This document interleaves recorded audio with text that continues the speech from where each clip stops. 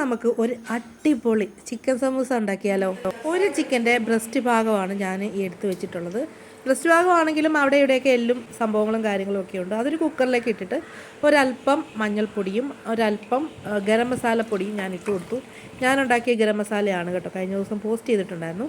ഇനി ഇതിലേക്ക് ഒരല്പം ഉപ്പ് ജസ്റ്റ് നമ്മൾ കയ്യിലെടുത്ത് ഒരു ടേബിൾ സ്പൂൺ ഇല്ല അത്രയും ഉപ്പും കൂടി ഇട്ട് നന്നായിട്ടൊന്ന് മിക്സ് ചെയ്യാം.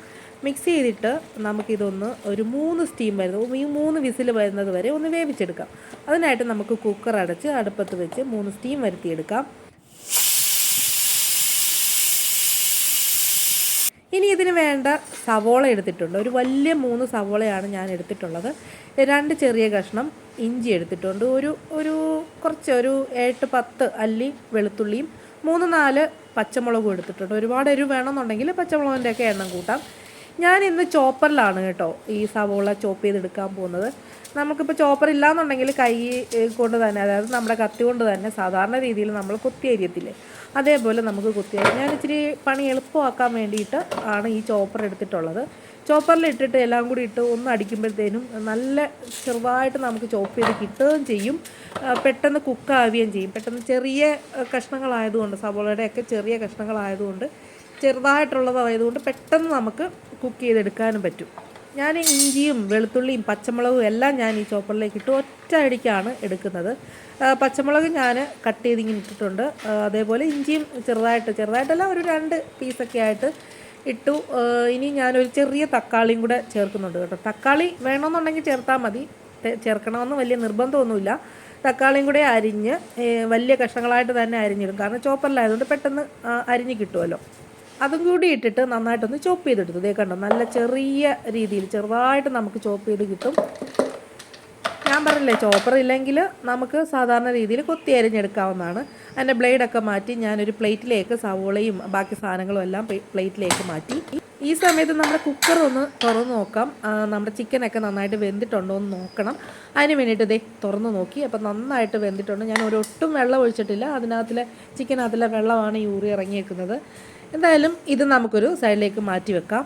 ചിക്കൻ ഒന്ന് തണുത്ത് വരുമ്പോഴത്തേക്കും നമുക്ക് സവോളയൊക്കെ ഒന്ന് വഴറ്റിയെടുക്കാം. ഒരു പാത്രം അടുപ്പത്ത് വെച്ച് ഫ്ലെയിം കൊടുത്തതിന് ശേഷം വെളിച്ചെണ്ണ ഒഴിച്ചു കൊടുത്തു. ഞാൻ വെളിച്ചെണ്ണയിലാണ് ഈ സമൂസയുടെ മസാലകൾ ഉണ്ടാക്കുന്നത്. വെളിച്ചെണ്ണ ഒഴിച്ചിട്ട് നന്നായിട്ട് ചൂടായി കഴിയുമ്പോഴത്തേനും ശേഷം ഒരു 3 ടേബിൾ സ്പൂണോളം വെളിച്ചെണ്ണയുണ്ട്. ഇതിലേക്ക് നമുക്ക് ചൂടായി കഴിയുമ്പോഴത്തേനും സവോളയും ബാക്കി അരിഞ്ഞ് വെച്ചിരിക്കുന്നതെല്ലാം കൂടി ഇട്ട് കൊടുക്കാം. ഇത് പെട്ടെന്ന് തന്നെ വാടിക്കിട്ടും ചോപ്പ് ചെയ്ത് എടുത്തതുകൊണ്ട്. നമ്മൾ സമൂസ ഇങ്ങനെ ഉണ്ടാക്കുന്ന സമയത്ത്, മടക്കുന്ന സമയത്ത് വലിയ സവോള കഷ്ണങ്ങളാണെന്നുണ്ടെങ്കിൽ, നീളത്തിൽ അരിയുവാണെന്നുണ്ടെങ്കിൽ നമുക്ക് മടക്കാനായിട്ടൊക്കെ ഉള്ളൊരു ബുദ്ധിമുട്ട് വരും. ഇങ്ങനെ ചോപ്പ് ചെയ്തെടുക്കുകയാണെന്നുണ്ടെങ്കിൽ നമുക്ക് പെട്ടെന്ന് കുക്കായി കിട്ടുകയും ചെയ്യും. പെട്ടെന്ന് നമുക്ക് സവോള അതായത് സമൂസ നമുക്ക് ഫില്ല് ചെയ്ത് എടുക്കാനും പറ്റും.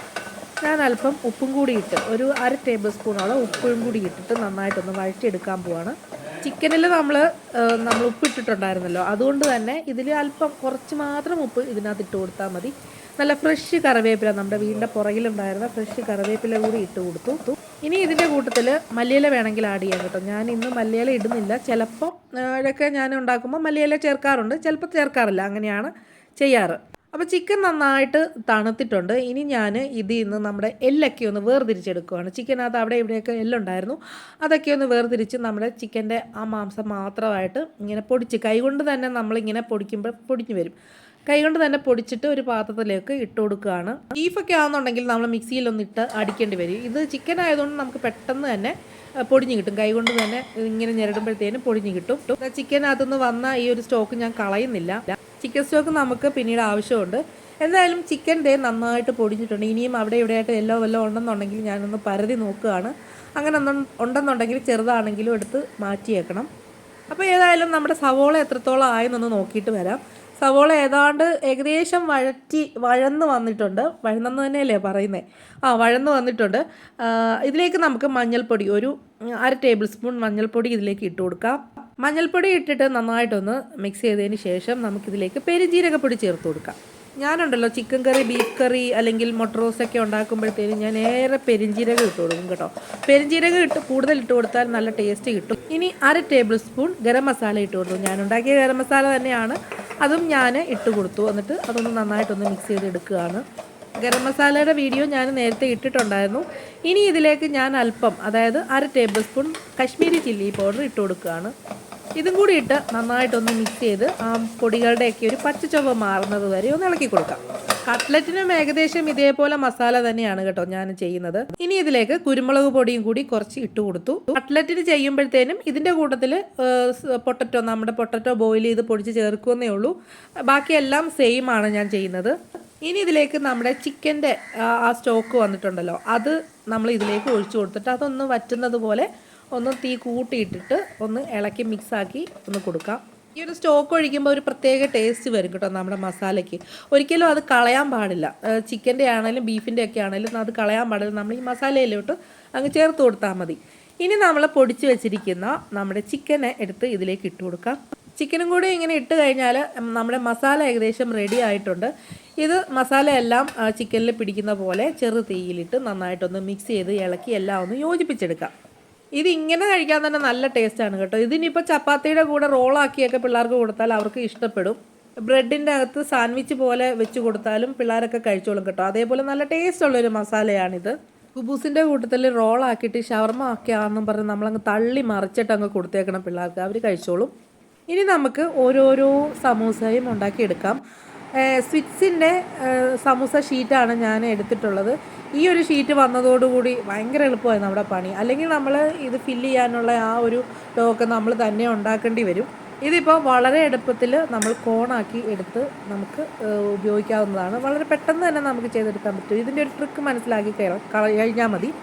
ആദ്യം കോർണറിൽ നിന്ന് ഇങ്ങനെ ഒരു പോക്കറ്റ് പോലെ ഉണ്ടാക്കിയിട്ട് അതിലേക്ക് നമ്മുടെ മസാല ഒന്ന് ഫില്ല് ചെയ്തിട്ട് ഇങ്ങനെ ഫോൾഡ് ചെയ്ത് എടുക്കുകയാണ് ചെയ്യുന്നത്. ലാസ്റ്റ് നമ്മൾ മടക്കുമ്പോൾ ചിലർ മൈദയുടെ ഒരു പേസ്റ്റ് ഉണ്ടാക്കി വെച്ചിട്ട് ഇങ്ങനെ ഒട്ടിച്ചെടുക്കാറാണ്. ഞാനിങ്ങനെ വെള്ളം തൊട്ടിട്ട് ഇങ്ങനെ ചെയ്യുമ്പോൾ തന്നെ അത് ഒട്ടിയിരിക്കാറുണ്ട്. അതങ്ങനെ പറഞ്ഞ് ഇളകി പോകാറില്ല. ഇങ്ങനെയാണ് ഞാൻ ചെയ്യാറുള്ളത്. ഒരു തമാശയുണ്ട്, ഞാൻ ഇതേപോലെ ഉണ്ടാക്കിയിട്ട് ഇങ്ങനെ സൈമർക്കാക്കി ഇങ്ങനെ കൊടുക്കുമ്പോഴത്തേക്കും, അതായത് സമൂസ ഉണ്ടാക്കി കൊടുക്കുമ്പോഴത്തേക്കും എന്നോട് ചോദിക്കും ഇത് എന്നാ ഓലപ്പടക്കമാണോ എന്ന് ചോദിക്കും. നമ്മുടെ ഓലപ്പടക്കമില്ലേ, നാടൻ ഓലപ്പടക്കം, അതിൻ്റെ ഒരു ഷേപ്പ് എന്തായാലും കിട്ടുന്നുണ്ട്. ശേഷം നമ്മുടെ തിളച്ച എണ്ണയിലേക്ക് ഓരോന്നായിട്ടിട്ട് നമുക്ക് ഫ്രൈ ആക്കി ഇങ്ങെടുക്കാം. അങ്ങനെ പണി കഴിഞ്ഞു. ഇതിനിപ്പോൾ ഇങ്ങനെ അപ്പം തന്നെ കഴിക്കാം. കൂടുതൽ ഉണ്ടാക്കിയാണെങ്കിൽ ഫ്രിഡ്ജിൽ വെച്ചിരുന്നിട്ട് ഓരോ ദിവസം പിള്ളേർ വരുമ്പോൾ, സ്കൂളിൽ നിന്നൊക്കെ വിട്ട് വരുമ്പോൾ അല്ലെങ്കിൽ ഗസ്റ്റൊക്കെ വരുമ്പോൾ പെട്ടെന്ന് നമുക്ക് ഉണ്ടാക്കി കൊടുക്കാവുന്നേ ഉള്ളൂ. ഞാനാണെങ്കിൽ സാധാരണ കൂടുതൽ ഉണ്ടാക്കിയിട്ട് ഫ്രിഡ്ജിൽ ഇങ്ങനെ സൂക്ഷിക്കും. എന്നിട്ട് ആവശ്യമുള്ള സമയത്തെല്ലാം എടുത്ത് ഇതേപോലെ ഫ്രൈ ആക്കി എല്ലാവർക്കും കൊടുക്കും. ചായയുടെ കൂടെയൊക്കെ കൊടുക്കും. എളുപ്പമല്ല ഉണ്ടാക്കാനായിട്ട്. നമുക്കിപ്പോൾ മാവ് കുഴയ്ക്കുകയോ പരത്തോ ഒന്നും വേണ്ട. ഇതേപോലെ നമ്മുടെ സ്വിറ്റ്സിൻ്റെയൊക്കെ ഇതേപോലെ സമൂസ ഷീറ്റ് ഇങ്ങനെ കിട്ടും. അത് വാങ്ങിച്ചങ്ങ് ചെയ്ത് വെച്ചാൽ പോരെ. അപ്പോൾ ഇത്രയേ ഉള്ളൂ ഇന്നത്തെ വീഡിയോ. എല്ലാവർക്കും ഇഷ്ടപ്പെട്ട് കാണുകയെന്നുണ്ടെങ്കിൽ ലൈക്ക് ചെയ്യണം, ഷെയർ ചെയ്യണം, സബ്സ്ക്രൈബ് ചെയ്യണം, ഫോളോ ചെയ്യണം. അപ്പോൾ നമുക്ക് അടുത്തൊരു വീഡിയോ കാണാം. ബായ്.